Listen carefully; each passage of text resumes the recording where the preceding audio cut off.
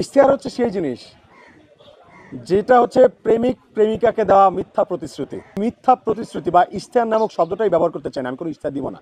আসলে বাংলাদেশের সংস্কৃতিটা এমন, ধরেন আমরা এত পরিমাণ ইশতেহার শুনেছি দীর্ঘ বছরে, যতটুকু বয়স হয়েছে এর মধ্যে এতগুলো নির্বাচনে এত ইশতেহার দেখেছে। আমার কাছে ইশতেহার মনে হয়, ইশতেহার হচ্ছে সেই জিনিস যেটা হচ্ছে প্রেমিক প্রেমিকাকে দেওয়া মিথ্যা প্রতিশ্রুতি,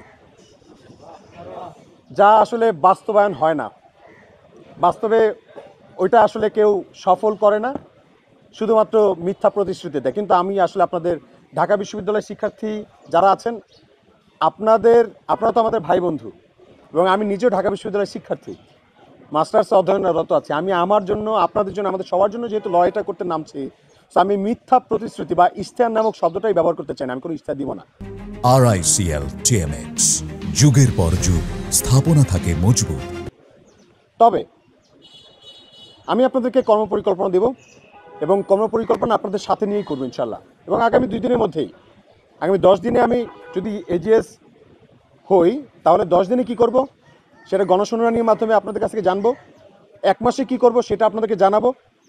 100 দিনে কি করব সেটা আপনাদের সবাইকে গণশুনানির মাধ্যমে জানাবো। এবং আপনারা আমাদেরকে ট্র্যাক করবেন। ওই যে আমার লেজুরটা আপনাদের কাছে দিচ্ছি, আপনার লেজুরটা ধরে রাখবেন যে তুমি আমাদের ম্যান্ডেট নিয়ে নামছিলে, আমরা তোমাকে সমর্থন দিছি, তুমি আমাদের কর্মী, তুমি বলছো, কথা দিচ্ছ, তাহলে তোমার লেজু কিন্তু আমাদের হাতে। এই কথা যাতে আপনি বলতে পারেন, সেই জন্য যা কিছু করবো আপনাদের সাথে নিয়েই করবো ইনশাল্লাহ। যত রকম সিদ্ধান্ত নেব সব আপনাদের সাথে নিয়েই করবো, যা কিছু হোক। একা এসেছি, দল নাই বল নাই, কিন্তু মাথায় রাখতে হবে ঢাকা বিশ্ববিদ্যালয়ে আপনাদেরকে সাধারণ শিক্ষার্থী বা অসাধারণ শিক্ষার্থীর বাইনারির মধ্যে আমি ফেলতে আসি নাই। আমরা সবাই শিক্ষার্থী, মানে সবাই শিক্ষার্থী, সবাইকে সাথে নিয়ে আমাদেরকে এগিয়ে যেতে হবে। এই ম্যান্ডেট নিয়ে, এই কথা নিয়ে, এইটুকু স্বপ্ন বা অঙ্গীকার নিয়ে আসলে আসা, এইটুকু চিন্তাভাবনা স্বচ্ছতার জায়গা থেকে আপনাদেরকে জানাতে চাচ্ছি। আসলে আমাদের ছোট মধু নাই, আমরা মিষ্টি মিষ্টি কথা বলতে পারছি না, আমরা হাসি দিয়ে কথা বলতে পারছি না, কারণ আমরা এত পরিমাণ, মানে স্বৈরাচারের সময় থেকে এত পরিমাণ মানে ফাইট করতে হয়েছে, এত পরিমাণ লড়াই করতে হয়েছে, মানে তর্ক করতে করতে আমাদের মুখটা না কর্কশ হয়ে গেছে। যদি আমাদের কাছে আপনাদের মনে হয় যে কর্কশ ভাষায় কথা বলছি, ক্ষমা প্রার্থনা করছি।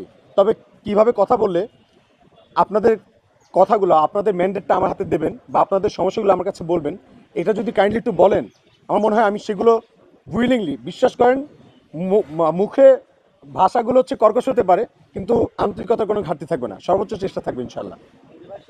প্লিজ ভাইয়া। প্রচারণার বিশেষ মাধ্যম আসলে অতিরঞ্জিত কোনো কিছুই ভালো না, বা অতিরঞ্জিত কোনো কিছু আসলে করতে চাচ্ছি না।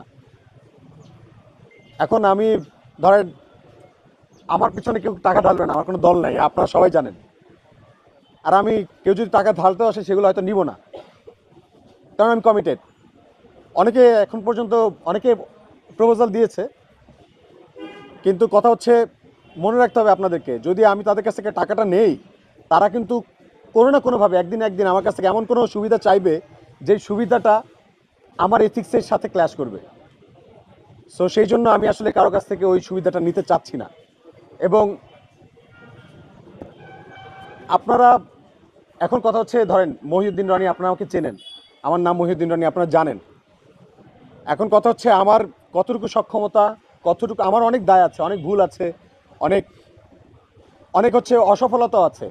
সেগুলো যদি একটু বিবেচনা রাখেন এবং বিবেচনায় রেখে আপনারা যদি একটু সবাই এগিয়ে আসেন, যদি একটু পরামর্শ দেন, আমার মনে হয়, আমি বিশ্বাস রাখি, মানে ওই ইচ্ছাশক্তি আমার আছে, ওই উদ্যমটা আমার আছে। আমরা সবাই মিলে চেষ্টা করলে এই প্রশাসনের কাছ থেকে আমাদের যত রকম অধিকার আছে আমরা সেটা আদায় করে নিতে পারবো, এটুক গ্যারান্টির সাথে বলতে পারি। পরিচিতি না, আমার মনে হয় যে ঢাকা বিশ্ববিদ্যালয়ের শিক্ষার্থীরা আমার শক্তি।